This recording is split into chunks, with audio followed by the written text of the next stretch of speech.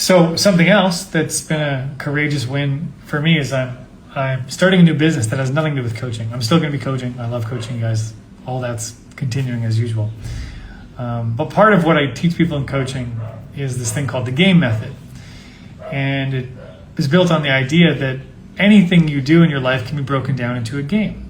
A career, family, like anything going in your life, your health can be broken down into a game with a structure, with milestones, with teamwork, with a whole system for you to win that game. But most of us don't look at life from that lens. Most of us look at our problems as just another problem we have to deal with. So it often feels continuously difficult. But when we reshape our problems as a game, things can get really interesting and exciting. Someone was asking, what's that comedian? It's like Jimmy Carr, I think his name is. He was saying, what's the difference between, what's something that rich people understand that poor people don't? And he said, problems. He said, rich people don't look at problems like problems. They look at them like opportunities. Whereas poor people look at problems like this never-ending thing that's happening to me. And so when we look at it like an opportunity, all of a sudden, it actually reduces the intensity of that thing. And we see it for its different pathways for success. So I'm starting a new business that has nothing to do with coaching that's birthed out of this same game method. I'll tell you guys about it later, but there's a hobby that I have that I absolutely love. And I just see how it's missing in a certain part of the world, and I'm going to bring it to that part of the world. And I was sharing it with some potential investors this week, and I was very nervous because the stakes are bigger for me. This is something I have never fully taken on before. I used to own a gym back in the day. I used to be a owner of a gym. I was a kinesiologist for many years.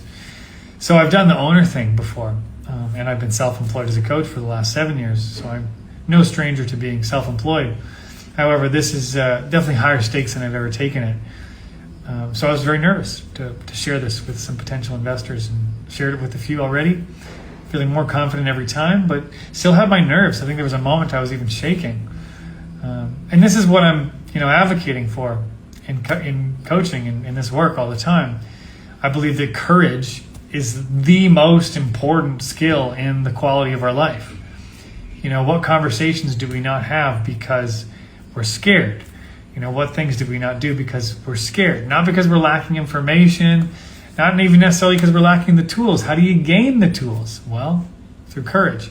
So I believe courage is like the absolute most important skill that all of us could be developing.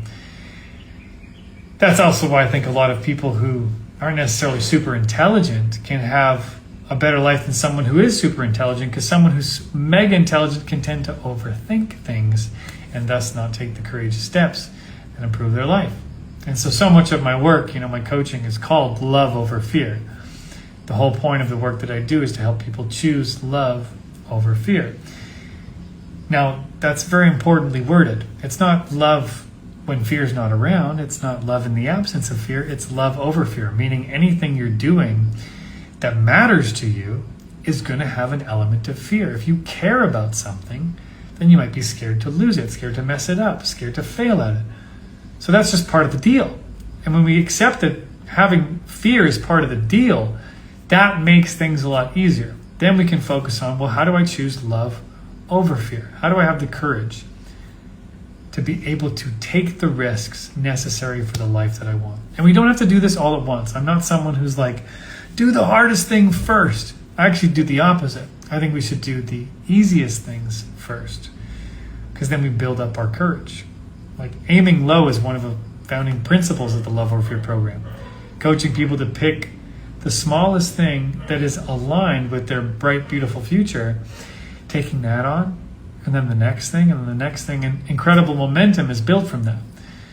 But do we have the patience to do that? Do we have even the security to allow ourselves to take the small action? Because sometimes we don't even let ourselves do that because we think, well, it's too small, it's stupid. I'm better than this. I should be doing something bigger than that. It's like, well, that's not letting ourselves grow, letting ourselves evolve. So just a little bit of insight into how my philosophy works in the Love Over Fear program.